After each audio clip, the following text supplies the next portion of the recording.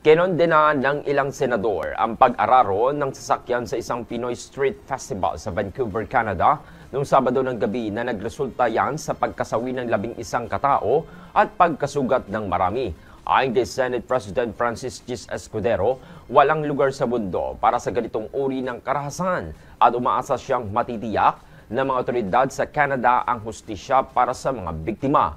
Hinimok din niya ang Philippine Consulate na magbigay ng kinakailangang tulong sa mga naapektadong Pilipino. Gid naman ni Senadora Lauren Legarda na sira ang pagdiriwang ng kultura at pamana ng mga Pilipino dahil sa walang saysay na pag-atake. Nanawagan siya ng masusing investigasyon at paghatid ng katarungan.